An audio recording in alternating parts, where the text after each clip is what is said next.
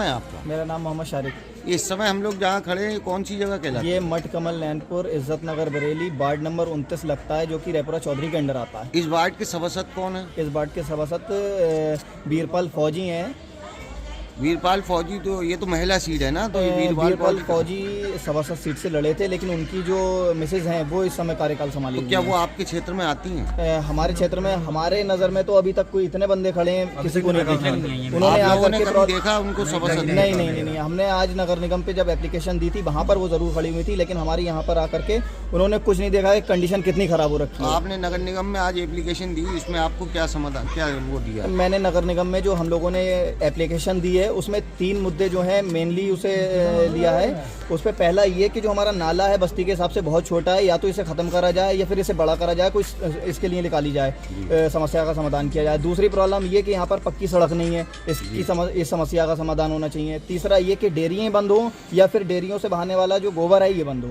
तो ये समस्या आपके यहाँ कब से? ये समस्या काफ़ी पुरानी है। ये पिछले पूर्व सभासद आसिक हुसैन थे, उन्होंने भी इस समस्या पे गौर नहीं करी। हमने तब भी एप्लीकेशनें वगैरह दी थी, और उसके बाद अभी जब इलेक्शन होने के बाद ये अपने बीरपाल फौजी आए हैं, इनको भी हमने एप्लीकेशन दी। ये भी हालात से वाकिफ़ हैं, आकर नहीं देखते हैं वो अलग बात है, लेकिन उन्हें मालूम है क्या कंडीशन है। उसके बावजूद किसी तरीके की कोई समस्या का कोई समाधान नहीं है, ना कोई किसी तरीके का कोई रिप्लाई नहीं है।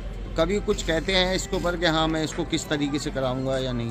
कोई आश्वासन भी इस तरीके से नहीं देते हैं जो थोड़ी सहूलियत मिल जाए। हाँ, आज उनकी जो मिसेज मिली हैं, क्या नाम है उनका? पूनम गंगबार नाम है शायद उनका, जो मिसेज कार्यकाल संभाल रही हैं, वो कह रही हैं कि मैं एप्लीकेशन रोड के लिए भी दे चुकी हूँ और आपकी समस्या का समाधान होगा। लेकिन बहरहाल हमें अभी तक कोई भी किसी भी तरीके की सुविधा का कोई वो नहीं मिला लाभ। जैसे कि माननीय मुख्यमंत्री की तरफ से, प्रधानमंत्री जी की तरफ से तमाम योजनाएँ, स्वच्छ भारत मिशन चल रहा है, सड़क निर्माण चल रहे हैं, हमें किसी तरीके की कोई भी सुविधा का लाभ नहीं मिला है यहाँ पर। आप देख रहे हैं कंडीशन कितनी खराब है।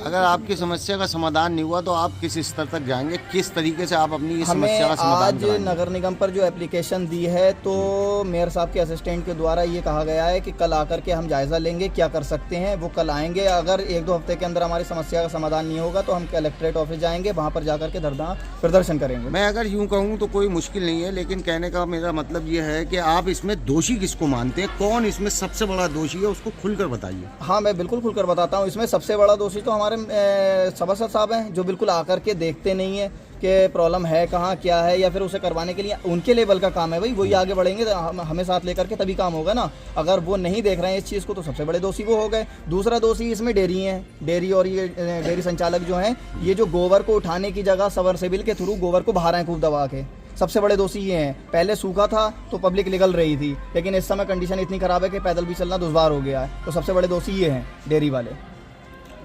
इसमें सफाई कर्मचारी जो है, सफाई नायक, उनका भी कोई एक वीडियो आप लोगों के माध्यम से हमारे पास पहुंचा है, जिसमें कुछ ऐसा चल रहा है कि उन्होंने पैसे की कोई डिमांड की बात है कि वो हाँ 10-10 हज़ार डेयरी संचालकों का खुला कहना है कि हम पैसे दे रहे हैं। इस बात का हमारे पास सबूत है। किसको पैसे दे रहे हैं? वो जो चालान काटने आता है, बहरहाल वो कहते हैं कि हम चालान के लिए आए हैं, लेकिन वो चालान के लिए नहीं, वो घूस के लिए आते हैं। वो घूस देते हैं खुल के, जो साफ़ सफाई के इनके ठेकेदार हैं, शायद प्राइवेट टेंडर है उसका, उनका सफाई का, तो वो जाते हैं यहाँ साफ सफाई ना करके उनके पास गए और उन्होंने उनसे पैसे लिए और आज भी लिए हैं।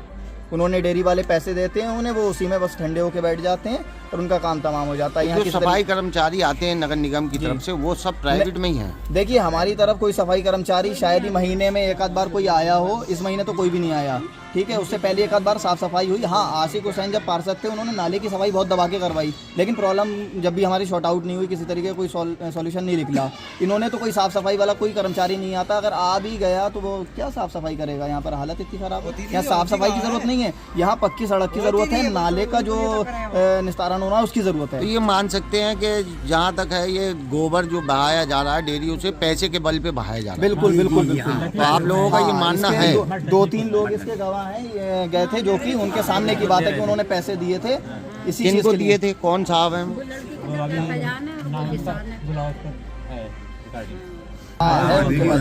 उनके पास वीडियो है।